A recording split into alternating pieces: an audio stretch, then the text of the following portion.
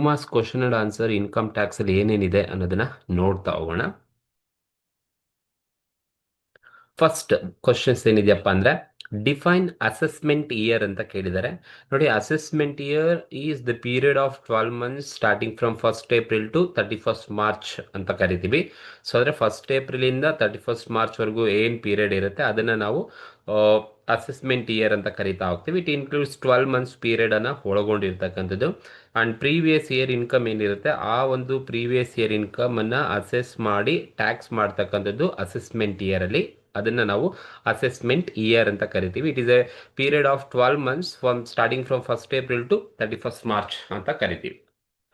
What is meant by previous year ಅಂದ್ರೆ, so year previous year means financial year immediately preceding the assessment year in which income is earned. So ಅಂದ್ರೆ ಏನ್ income ಅನ್ನ assessment year, so in which income is earned called as previous year ಅಂತ ಕರಿತೀವಿ.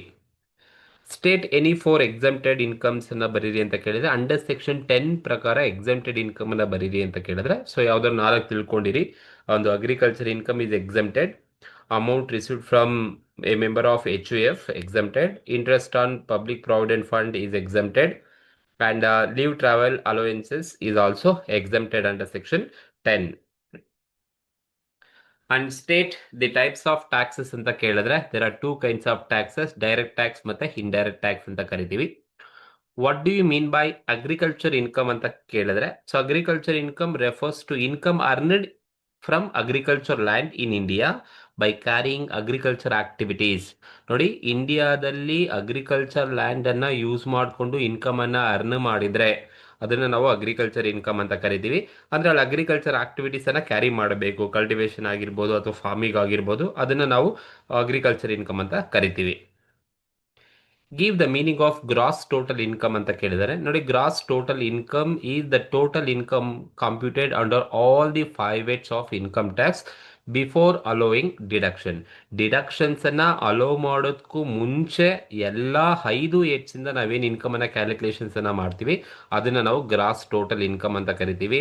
Income from salary ಆಗಿರ್ಬೋದು, income from HB ಆಗಿರ್ಬೋದು, income from business and profession ಆಗಿರ್ಬೋದು, income from capital gain ಆಗಿರ್ಬೋದು, income from other source ಆಗಿರ್ಬೋದು. So income from all the 5 heads of income tax ಅಲ್ಲಿ ಏನು 5 heads ಇದೆ, ಆ 5 heads ಇನ್ಕಮ್ ನ ಟೋಟಲ್ ಮಾಡಿದಾಗ ಬರ್ತಕ್ಕಂಥದ್ದೇ gross total income before allowing deduction.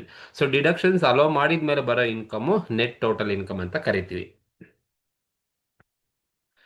Next, define the term person ಅಂತ ಕೇಳ್ಬೋದು. Very important. Person as per under income tax act ನ ಪ್ರಕಾರ a person includes individual, Hindu undivided family, company, firm, association of person, body of individual, local authority and any other official judicial person is called as person ಅಂತ ಕರಿತೀವಿ. ಬರೀ individual ಮಾತ್ರನೇ person ಅಲ್ಲ. Person ಅನ್ನೋ ಒಂದು terminology it includes ಏನೆಲ್ಲ ಒಳಗೊಂಡಿದೆ ಅಂದ್ರೆ, ಇಂಡಿವಿಜುವಲ್ಲು ಇದ್ದಾರೆ, HUF ಇದ್ದಾರೆ, ಕಂಪನಿ ಇದೆ, ಫರ್ಮ್ ಇದೆ, ಅಸೋಸಿಯೇಷನ್ ಆಫ್ ಪರ್ಸನ್ ಇದೆ, ಬಾಡಿ ಆಫ್ ಇಂಡಿವಿಜುವಲ್ಸ್ ಇದೆ, ಲೋಕಲ್ ಅಥಾರಿಟಿ ಇದೆ, ಅಥವಾ any other artificial judicial person is also called as person ಅಂತಾನೆ ಕರಿತೀವಿ. State any four canon of taxations ಅಂತ ಕೇಳಿದ್ದಾರೆ. ಸೊ ಕ್ಯಾನನ್ ಆಫ್ ಟ್ಯಾಕ್ಸಿಯೇಷನ್ ನಿಮಗೆ ಸೆಕ್ಷನ್ ಬಿ ಬೇಕಾದ್ರೂ ಕೇಳಬಹುದು ಅದನ್ನ. ಸೊ ತಿಳ್ಕೊಂಡಿರಿ, ಅದನ್ನು ನೋಡ್ಕೊಂಡಿರಿ theoretical point of view. Canon of equality ಆಗಿರ್ಬೋದು, canon of certainty, canon of convenience, canon of economy. So ಇವೆಲ್ಲದೂ ಕೂಡ ಕೆನಾನ್ ಆಫ್ ಟ್ಯಾಕ್ಸಿಯೇಷನ್ಸ್ ಅಂತ ಕರಿತೀವಿ. ಎಕ್ಸ್ಪ್ಯಾಂಡ್ CIT ಅಂಡ್ CBDT ಕೇಳಿದರೆ.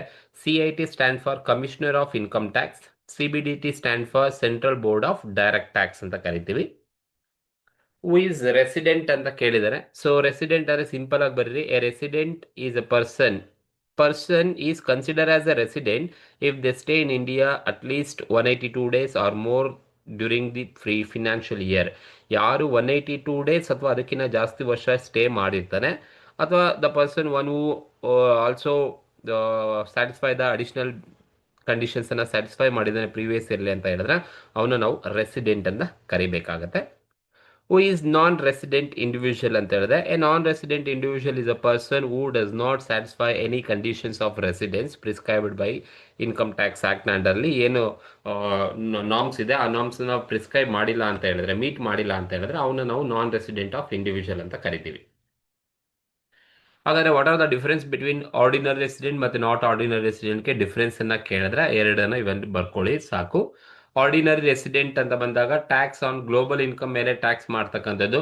ಬಟ್ ನಾಟ್ ಆರ್ಡಿನರಿ ಇನ್ಕಮ್ ಅಂತ ಬಂದ್ರೆ taxed only on Indian income ಮೇಲೆ ಮಾತ್ರನೇ ಟ್ಯಾಕ್ಸ್ ಮಾಡ್ತಕ್ಕಂಥದ್ದು. ಅಂಡ್ ಆರ್ಡಿನರಿ ರೆಸಿಡೆಂಟ್ ಆಗಬೇಕು ಅಂದ್ರೆ satisfy basic plus additional condition ಎರಡನ್ನೂ ಸ್ಯಾಟಿಸ್ಫೈ ಮಾಡಿದ್ರೆ ಅವ್ನು ಆರ್ಡಿನರಿ ರೆಸಿಡೆಂಟ್ ಅಂತ ಕರಿತೀವಿ. ಬಟ್ ನಾಟ್ ಆರ್ಡಿನರಿ ರೆಸಿಡೆಂಟ್ ಅಂತ ಹೇಳಿದ್ರೆ does not satisfy additional conditions ಅನ್ನ ಸ್ಯಾಟಿಸ್ಫೈ ಮಾಡೋದಿಲ್ಲ. And state any two fully taxable allowances ಅನ್ನ ಬರೀರಿ ಅಂತ ಕೇಳಿದ್ರೆ ಒಂದು DA, ಇನ್ನೊಂದು city compensatory allowances. State any four exempted perquisites ನ ಬರೀರಿ ಅಂತ ಹೇಳಿದ್ರೆ ಒಂದು ಮೆಡಿಕಲ್ ಫೆಸಿಲಿಟೀಸ್ ಪ್ರೊವೈಡ್ ಮಾಡಿದ್ರೆ ಎಂಪ್ಲಾಯರ್ ಎಕ್ಸಮ್ಟೆಡ್, ಟೀ ಸ್ನಾಕ್ಸ್ ಅಥವಾ any meal provided during the working hours ಅಲ್ಲಿ ಕೊಟ್ರೆ ಅದು ಎಕ್ಸಮ್ಟೆಡ್, ಅಥವಾ ಎಂಪ್ಲಾಯೀಸ್ ಟೆಲಿಫೋನ್ ಅಥವಾ ಮೊಬೈಲ್ ಫೋನ್ ನ ಯೂಸ್ ಮಾಡಲಿಕ್ಕೆ ಪ್ರೊವೈಡ್ ಮಾಡಿದಾನೆ exempted. And employer contribution of PF is also exempted perquisites ಅಂತ ಕರಿತೀವಿ. ಹೂ ಇಸ್ ಸ್ಪೆಸಿಫೈಡ್ ಎಂಪ್ಲಾಯ್ ಅಂತ ಕ್ವಶನ್ಸ್ ಅಲ್ಲಿ ಸುಮಾರು ಸಲ ರಿಪೀಟ್ ಆಗಿದೆ. ಸೊ ಅದೊಂದು most important. Specified employee is an employee who is a director in the company or who has substantial interest in the company or receive salary exceeding 50,000 ಜಾಸ್ತಿ ಇರ್ತಕ್ಕಂಥ ಸ್ಯಾಲರಿನ receive ಮಾಡಿದ್ರೆ 50,000 ಜಾಸ್ತಿ ಸ್ಯಾಲರಿ ರಿಸೀವ್ ಮಾಡ್ತಾ ಇದ್ದಾನೆ ಅಂತ ಹೇಳಿದ್ರೆ ಅವನು ನಾವು ಸ್ಪೆಸಿಫೈಡ್ ಎಂಪ್ಲಾಯ್ ಅಂತ ಕರಿತೀವಿ. Specified employee is an employee one who is a director in the company who has substantial interest in the company, receives salary exceeding 50,000 is called as specified employee ಅಂತ ಕರಿತೀವಿ. What is municipal value of the house property? So ನೋಡಿ, municipal value is the value of the house property determined by municipal authority for the purpose of levying municipal tax. Municipal tax ಅನ್ನ impose ಮಾಡಲಿಕ್ಕೆ municipal authority determine ಮಾಡಿರ್ತಕ್ಕಂಥ ಒಂದು ವ್ಯಾಲ್ಯೂವನ್ನ ನಾವು municipal value ಅಂತ ಕರಿತೀವಿ. What is gross annual value? Gross annual value ಅಂದ್ರೆ it is an year of expected rent or actual rent received from house property. House ಪ್ರಾಪರ್ಟಿಯಿಂದ ನಾವೇನು ಎಕ್ಸ್ಪೆಕ್ಟೆಡ್ ರೆಂಟ್ ಮತ್ತು ಆಕ್ಚುಯಲ್ ರೆಂಟ್ ಅಲ್ಲಿ ಯಾವುದು ಜಾಸ್ತಿ ಇರುತ್ತೆ ಅದನ್ನ ನಾವು ಗ್ರಾಸ್ ಆನ್ಯುಯಲ್ ವ್ಯಾಲ್ಯೂ ಅಂತ ಕರಿತೀವಿ. What you mean by fair rental value? So fair rental value ಅಂದ್ರೆ fair rental value is the reasonable rent that property is expected to fetch in the open market. Open market ಅಲ್ಲಿ ಈಗ ಆ ಒಂದು house ಎಷ್ಟು rent ಅನ್ನ ಕೊಡ್ಬೋದು ಅನ್ನೋದು fair rental value ಅಂತ ಕರಿತೀವಿ. ಅದೇ ಹೇಳ್ತಾ ಇರೋದು, fair rental value is reasonable rent that property is expected to fetch in the open market and it is used to compute income from house property for tax purpose ಅಲ್ಲಿ use ಮಾಡ್ತಕ್ಕಂಥದ್ದು. Fair rental value ಅಂದ್ರೆ market ಅಲ್ಲಿ ಎಷ್ಟು exact ಆಗಿ ನಮ್ಗೆ ಇವಾಗ ಕೊಡುತ್ತೆ ಅನ್ನೋದಷ್ಟೇ.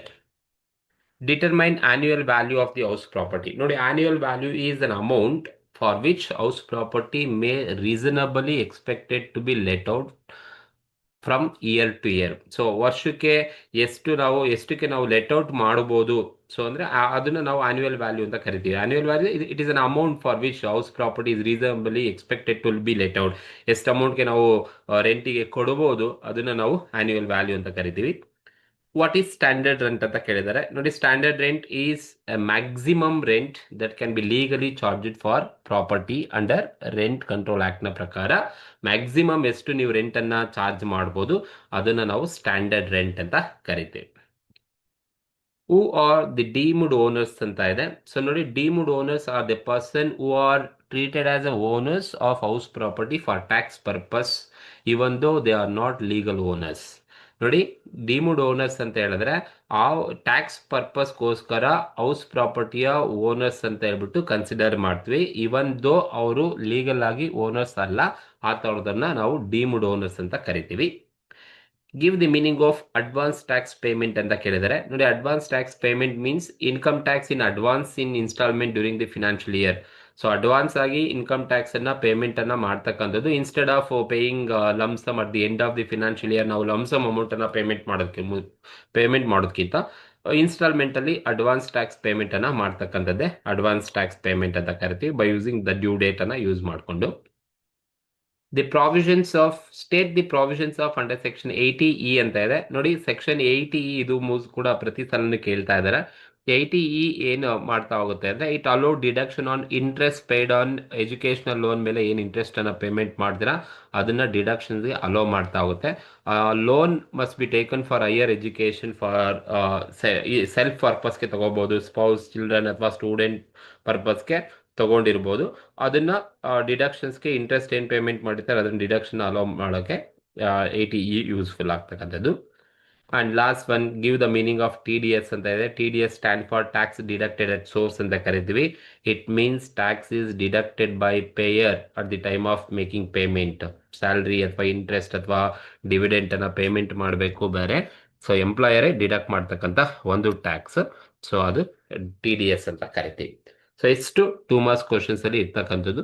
ನೀವು ಈ 2 ಮಾರ್ಕ್ಸ್ ಕ್ವಶನ್ಸ್ ಅನ್ನ ನೋಡ್ಕೊಳ್ಳಿ. ಸೊ ಅದ್ರ ಮೋಸ್ಟ್ ನಿಮ್ಗೆ ಇದ್ರೆ ಕ್ವಶನ್ಸ್ ಅಲ್ಲೇ ಎಲ್ಲ ಕ್ವಶನ್ಸ್ ಬಂದಿರ್ತವೆ. ಓಕೆ, ಸೊ ಈ 2 ಮಾರ್ಕ್ಸ್ ಕ್ವಶನ್ ನಿಮಗೆ ಇಷ್ಟ ಆಗಿದ್ರೆ ದಯವಿಟ್ಟು ಸಬ್ಸ್ಕ್ರೈಬ್ ಮಾಡಿ, ಆದಷ್ಟು ಶೇರ್ ಮಾಡಿ. Thank you.